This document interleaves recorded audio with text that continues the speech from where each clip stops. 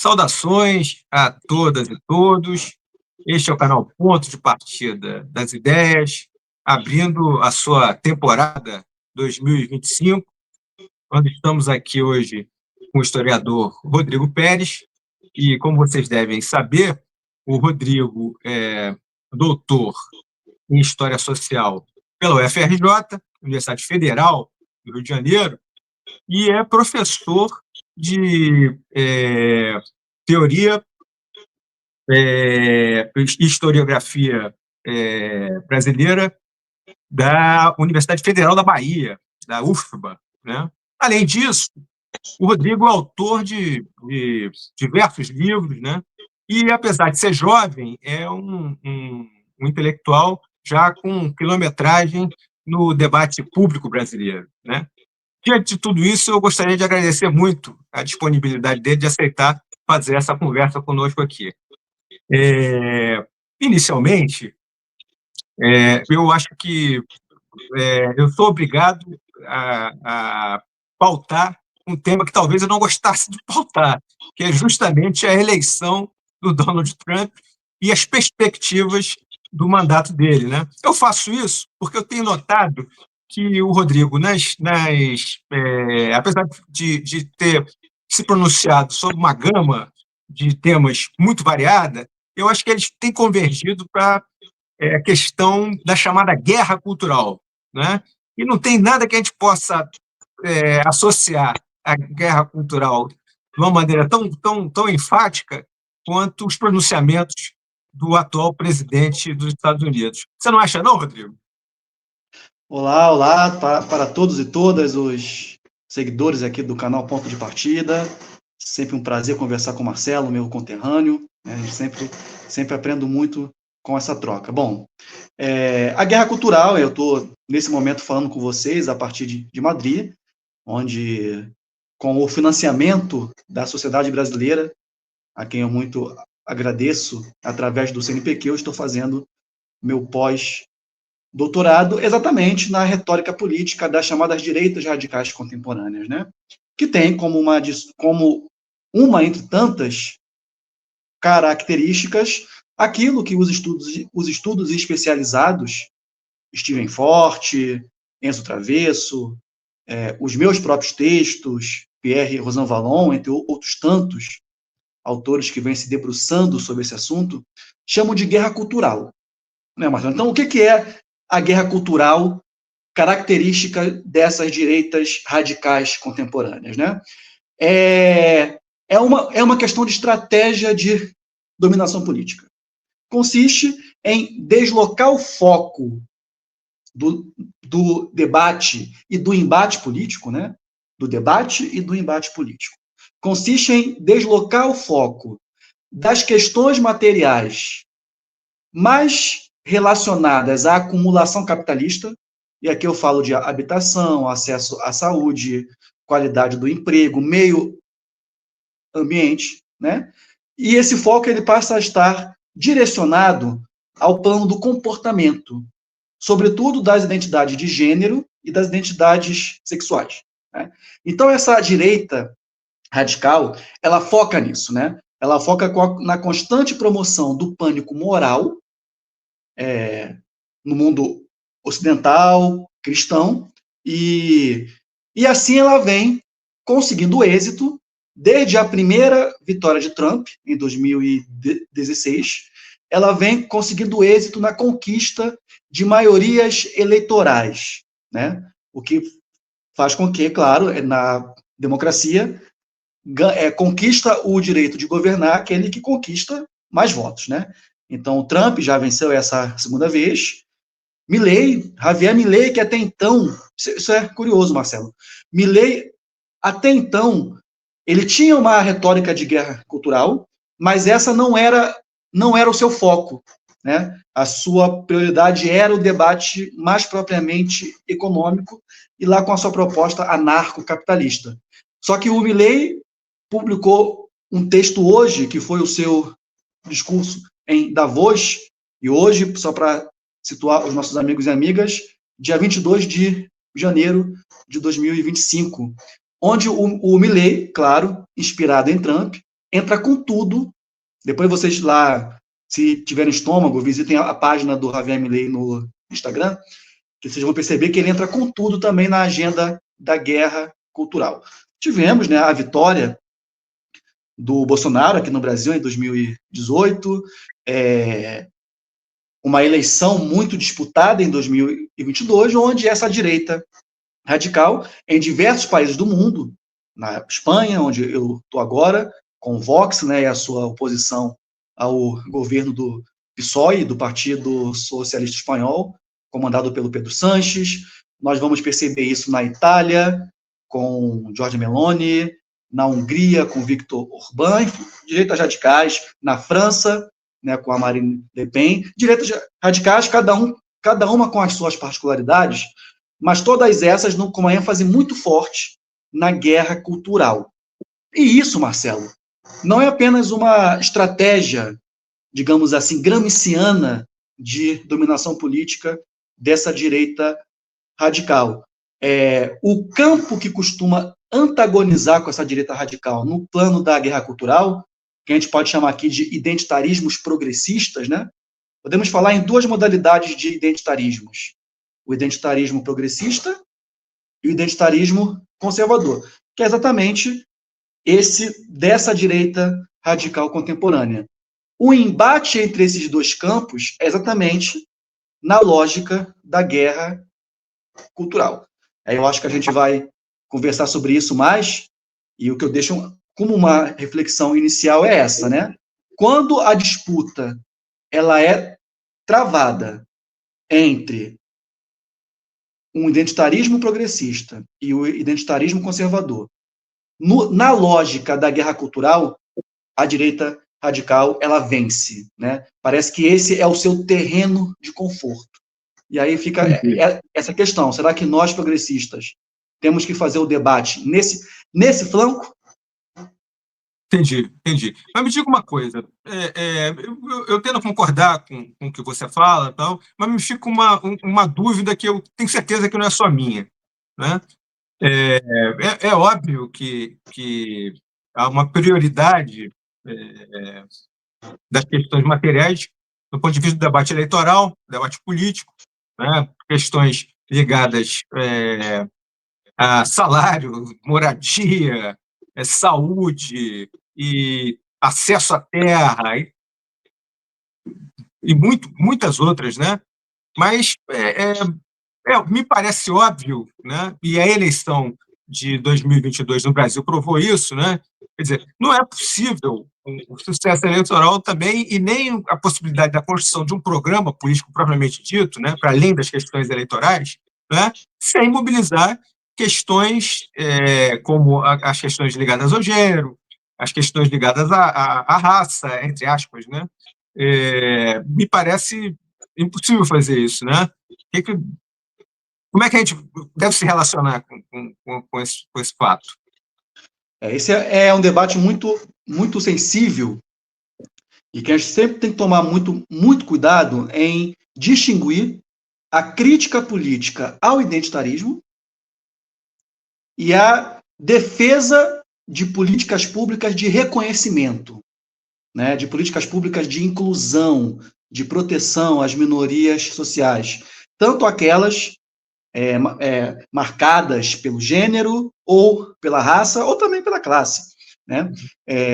Então, claro, eu acabo de ter tido o prazer de ser convidado a publicar um ensaio na revista Insight Inteligência, que o nosso querido colega, o Christian Lynch, cientista político do IESP, o ERJ, ele me convidou, eu tive o prazer de escrever esse ensaio, onde o meu esforço é exatamente esse, o de primeiro conceituar identitarismo, né?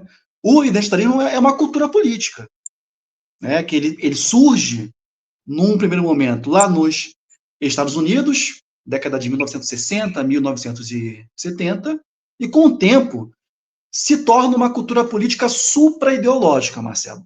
Então, o que eu quero dizer com uma cultura política supra-ideológica? Ela se manifesta à direita e à esquerda também, né? E é por isso que eu falo em um identitarismo progressista, de Erika Hilton, de Kamala Harris, de Jean Willis, de Marcia Tiburi. Podemos dar exemplos concretos disso. E um identitarismo conservador, que hoje no mundo, sem dúvida alguma, o Trump é o grande representante disso, né? A vitória de Trump foi uma vitória baseada em muitas questões, claro, mas também na guerra cultural, e o governo de Trump é um governo de guerra cultural.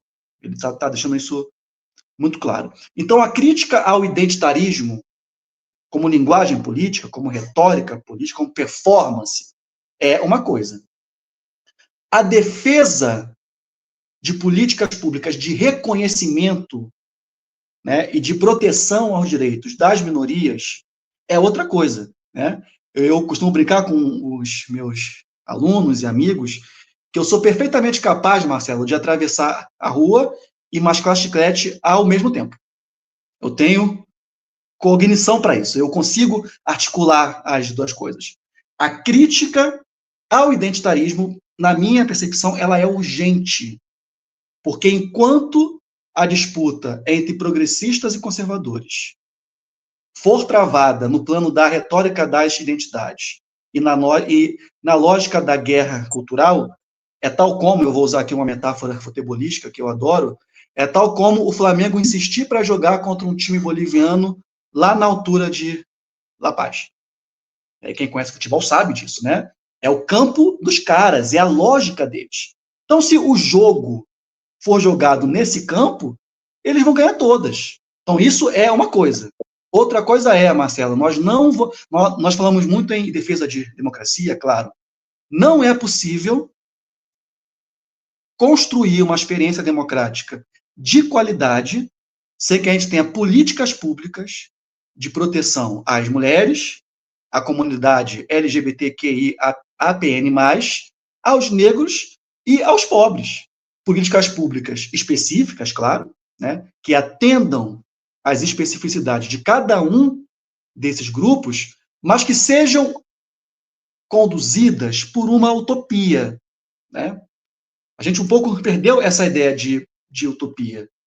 E a utopia que, ao menos para mim, é aquela que me move, que move a minha caminhada política, é a utopia republicana, que é a ideia de igualdade, né? Quer dizer, políticas públicas que corrijam distorções, que corrijam opressões específicas, mas que tenham o objetivo de promoção da igualdade, igualdade no acesso universal aos direitos fundamentais.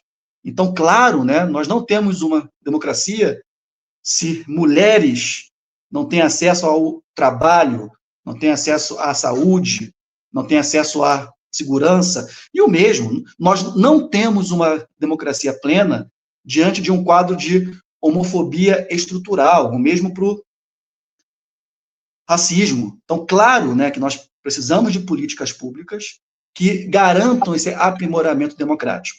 Agora, eu acho que esse é o ponto central, Marcelo. Nós não podemos esquecer que política pública é política como outra qualquer. E não se faz política na democracia sem o estabelecimento de um mínimo de consenso. Você tem que ter deputado, tem que ter senador, tem que ter parlamentares, né, comprometidos com essa pauta. Num ciclo de constantes derrotas eleitorais, é claro que isso se enfraquece. Não apenas naquilo que se refere à ampliação de direitos, mas também os próprios direitos já consolidados, eles passam a correr risco, né? Nós estamos vendo isso acontecer agora com o Trump. Quer dizer, ele teve aquela vitória avassaladora, venceu no colégio eleitoral, venceu no voto majoritário, venceu no voto popular, tem a Câmara, tem o Senado. Então, o cara, em canetada, em decreto, acabou com todas as políticas de diversidade, por exemplo. Então, quer dizer, os próprios direitos consolidados, eles correm risco também, em um cenário de constante derrota eleitoral. E vale lembrar o óbvio de que Trump e a sua plutocracia de bilionários, eles não chegaram ao poder por um golpe. Eles foram eleitos, né? Então, o que eu acho que o campo democrático, o dito campo democrático, precisa pensar será que existe alguma falha de estratégia que o campo democrático tem acumulado, tem acometido nos últimos 15, 20 anos? Né? Será que faltou alguma coisa? Será que houve algum erro? Né? E esse erro ajudaria a explicar o sucesso, o contundente sucesso eleitoral dessas direitas radicais? Na minha percepção, houve sim, houve erros, e a gente precisa pensar neles. Sim, é interessante você tocar nisso, porque trazendo aqui o foco aqui para o nosso país, né, você vê, nós temos um governo, né, que é a expressão de uma aliança heterogênea, né, mas é um governo legítimo, é um governo democrático, e é um governo que, na prática, é o anteparo que a gente tem, né, a uma recidiva autoritária no país, né? Mas eu fico um pouco receoso quando eu vejo avaliações do tipo não, o governo está ótimo, né? Mas tem um problema de comunicação, está fazendo tudo certo, mas a comunicação não está ajustada, né? E a gente, o que dá a impressão é que por trás dessa discussão há algo muito mais profundo, né? Que eu acho que você começou a tocar aí, não é? Você não acha? Eu acho. Eu acho que, primeiro, a comunicação, enfim, quem já estudou um pouquinho de semiótica sabe disso, né? A comunicação não é um invólucro neutro simplesmente a encapsular um certo conteúdo, né? Forma e conteúdo não são tão estanques assim. Quem comunica, comunica alguma coisa, tem que ter uma tese, né? Então, eu acho que o governo, o terceiro governo do presidente Lula, ele, nesses últimos meses, né, um ano talvez, eu acho que ele se equivoca um pouco nas suas teses, na sua forma de interpretar o Brasil. E claro que isso acarreta problemas de comunicação. Não que a comunicação não fosse um problema, Marcelo. Você, enfim, como sempre, é muito atento ao que está acontecendo. Você deve estar acompanhando as redes do presidente Lula nos últimos 2, 3 dias. E aí, lembrando que a gente está falando aqui no dia 22 de janeiro. A gente percebe que o Sidônio Palmeira já está trabalhando. A gente percebe, para mim, isso é muito claro, a inflexão na comunicação digital no perfil do presidente Lula, sobretudo no Instagram, que hoje é a principal mídia. Né? Então, quer dizer, nós, nos últimos 2 anos, nos acostumamos a ver o presidente, e eu ficava até um pouco constrangido quando vi aquilo, vendo o presidente Lula sendo retratado, abraçando árvore, dando comida para capivara, comendo jabuticaba, de camisa regata, de bermuda, quase retratado como um vozinho fazendo terapia ocupacional numa casa de repouso. É impressionante, Marcelo, que a gente tenha ficado 2 anos assim. 2 anos assim. Não sei, às vezes eu chego a pensar que é até sabotagem de alguém próximo, de quem estava gerindo aquelas redes, né, que tenha feito esse trabalho. E aí, nos últimos 2 dias para cá, já com o publicitário baiano, especialista em comunicação política, o Sidônio Palmeira, a gente já vê e eu mesmo, eu me reencanto com isso, né? Que é o Lula voltando a ser Lula. Né? Porque o que fez do presidente Lula a maior liderança popular da história do Brasil. Eu não tenho dúvida de que ele é, né? Não tenho dúvida disso. Não é a única, claro, mas ele é o maior líder popular da história brasileira.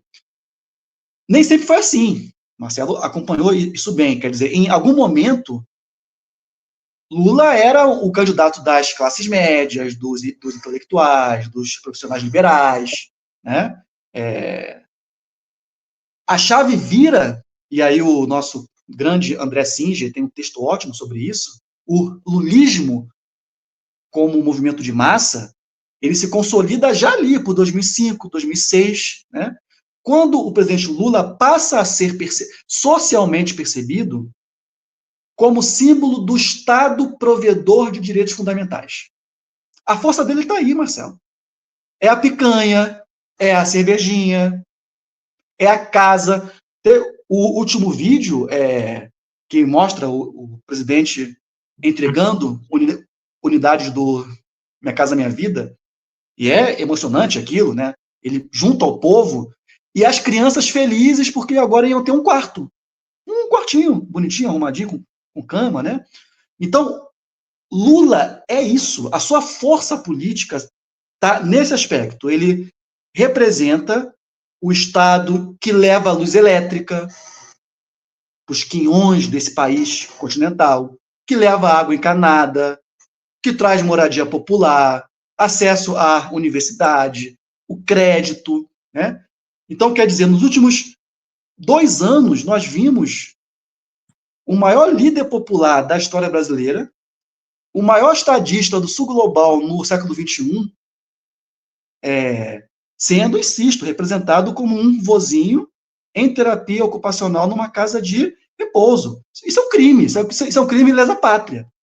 Então, parece que houve um freio de arrumação na comunicação, porque houve um freio de arrumação na tese.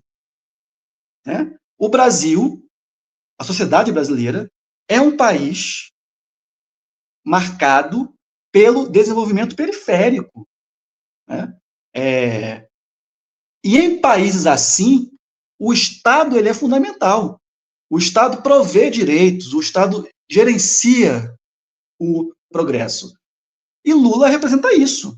Esse Estado que media conflitos, claro, está longe de ser nunca prometeu fazer revolução comunista, longe disso, mas que garante direitos fundamentais aos mais pobres.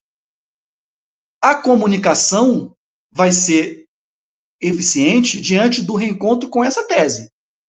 E parece, eu, pelo menos, vejo com algum otimismo, que esse reencontro está acontecendo. Por exemplo, só para passar para você que realmente esse tema, ele me anima, porque é o tema da minha geração.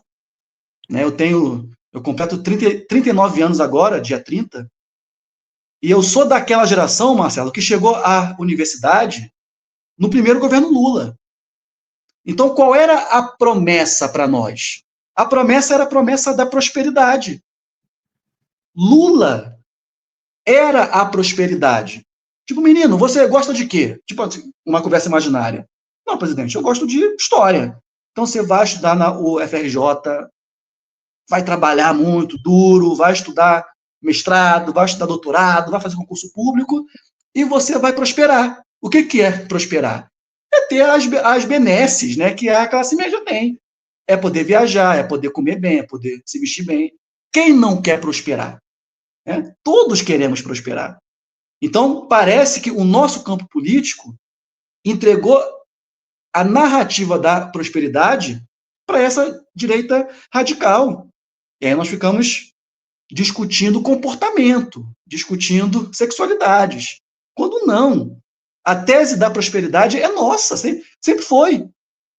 Sempre foi. Então, em um desses vídeos, né, que nós já podemos perceber a digital de Sidônio Palmeira, primeiro que é Lula de volta ao povo. É isso, né? Não é mais o presidente no Planalto, com as plantinhas, com os peixinhos. Não. Lula nos braços do povo.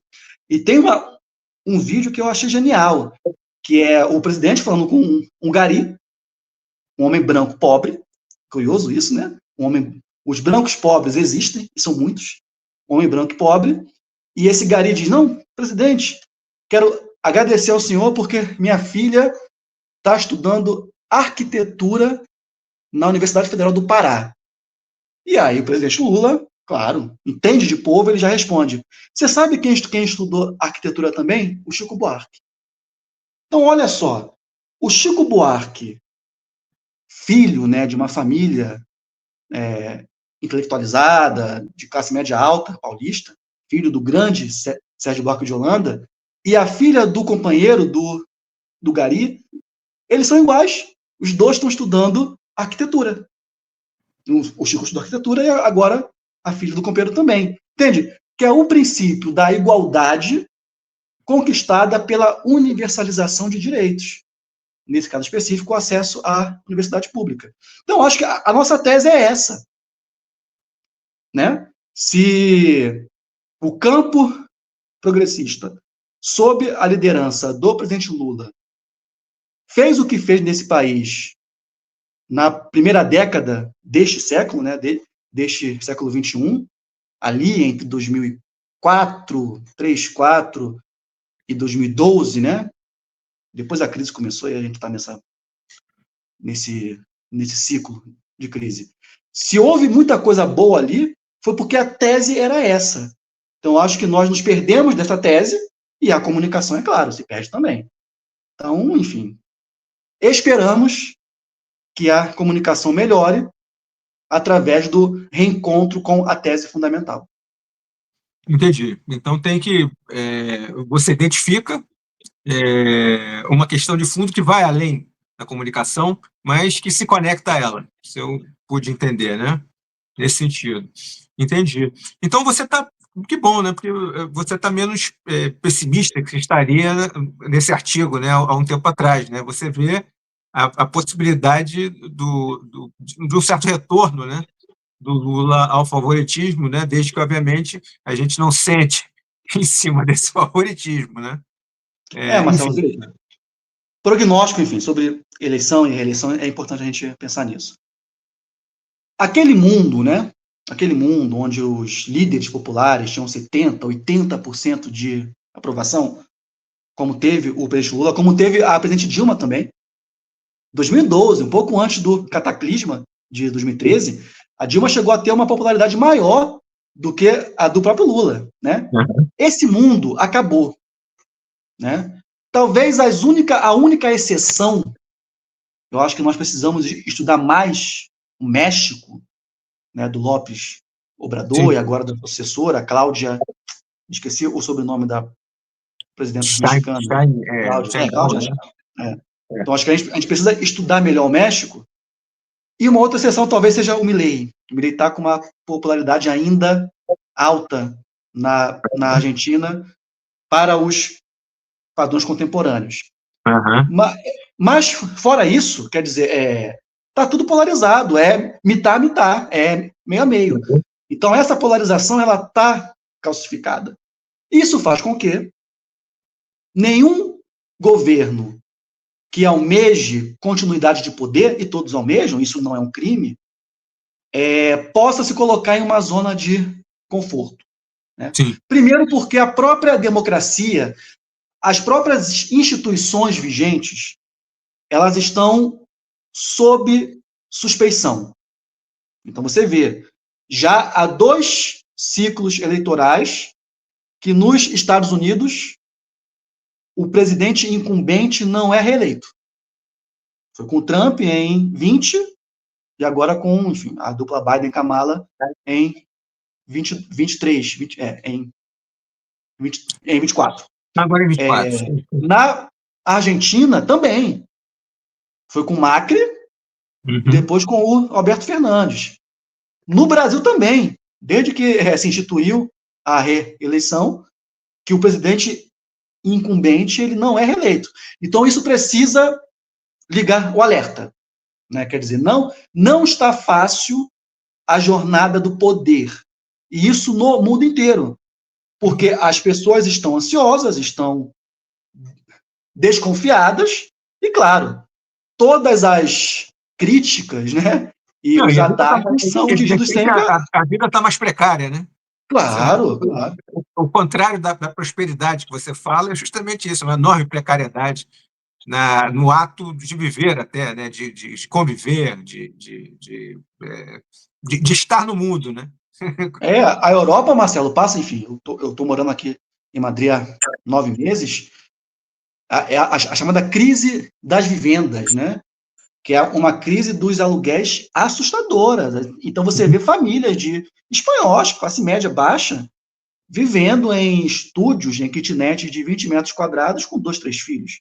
Então, isso gera um ambiente. Aí junta a catástrofe climática, né? O que aconteceu em Valência, aqui, o que aconteceu no Rio Grande do Sul, no Brasil, o que acontece toda hora, que afeta as pessoas perdem suas casas, né? Agora, lá em Los Angeles, os incêndios, enfim, as pessoas perdem suas casas, e claro, isso tensiona, e o alvo da ira é sempre o poder. Aqui jogaram lama no rei, jogaram lama no Pedro Sanches. Então, a vida do incumbente, ela não está boa. Então, isso já é um fator de problema. No caso específico do Brasil, a popularidade do presidente Lula, levando isso em conta, né, levando em conta que de 25% a 30% do país, que é a base, né, dessa direita radical, nem se o presidente, eu ia usar aqui um termo chulo, nem se ele vier pintado de ouro, essas pessoas vão aprovar. Ponto. Isso é um ponto. Né? Essa faixa aí de 1/4 não está em disputa. Né? O outro quarto é a base do próprio presidente, que vai com ele em qualquer circunstância. E aí nós temos aí 50% do país que, de fato, é o pêndulo, né? Que é o que decide. A Sim. popularidade do presidente está baixa. Eu acho que ele é pior avaliado. Eu acho que a sua avaliação não faz jus ao próprio governo. Eu acho que o governo é melhor do que ele é percebido. Avaliação. Sim. Aí tem essa questão da comunicação, claro, né, que, dito o que nós já conversamos, ela é um problema também, mas também tem erros pequenos, Márcia. O que eu percebo é isso, às vezes o governo erra no fácil, não pode errar no fácil, né? Quer dizer, numa situação política tão difícil, errar no fácil é um suicídio. Então, essa crise do PIX, né, isso foi, né, entende? Não precisa, assim que eu vi aquela portaria... Vou usar o termo que eu vi do economista que eu achei perfeito, é barbeiragem. Esse é o termo. Não, assim que eu vi aquela portaria, eu não tinha ficado atento quando ela saiu, que foi lá em setembro. Mas quando ela entrou em vigor, né? Você já percebe, bicho, isso vai dar merda, isso vai dar ruim, claro que vai dar ruim, né? Então, como que aquela portaria não passa pela Casa Civil? Né? Como que o cerimonial do gabinete presidencial deixa o presidente participar de um comício eleitoral em São Paulo, apoiando a candidatura do Guilherme Boulos, e alguém, uma artista, uma cantora, tem a genial ideia de alterar a letra do hino na frente do presidente. Né? Como que o cerimonial do gabinete presidencial permite que a primeira-dama use o palco do G20, o evento, né? Talvez o segundo evento mais importante da geopolítica mundial, só perde para a Assembleia Geral da ONU, para xingar uma figura que, por mais que a gente saiba quem é uma figura importante da política mundial. Né? Então, como que isso acontece? É claro que isso vai gerando acúmulo de insatisfação, e no mundo da internet hoje, nada se esquece mais. Nós não temos mais o direito ao esquecimento. O famoso, o print é eterno. Então, é claro que a guerra cultural, né? O que é a guerra cultural? Ela é narrativa. Narrativa conecta semanticamente elementos aparentemente dispersos. Então, o que tem a ver o constrangimento do hino, do PIX, do Fuck You lá da Nossa Senhora Primeira-Dama, o que tem a ver uma coisa com a outra? Em si, nada. Mas o que a guerra narrativa faz? O que a guerra cultural faz? Estabelece uma narrativa que conecta esses eventos e impõe um sentido, uma semântica. Olha aí esse governo de irresponsáveis que não respeitam as tradições, que não respeitam o hino, que não gostam do país. Então, é claro que isso vai ser acionado, né? Também. Não foi à toa que o deputado Nicolas, no vídeo viral, né, sobre o Pix, não é à toa que ele traz a primeira-dama para o primeiro plano da crítica, porque ele tem esses números, né? Ele sabe que Janja talvez seja a primeira-dama mais impopular da história recente.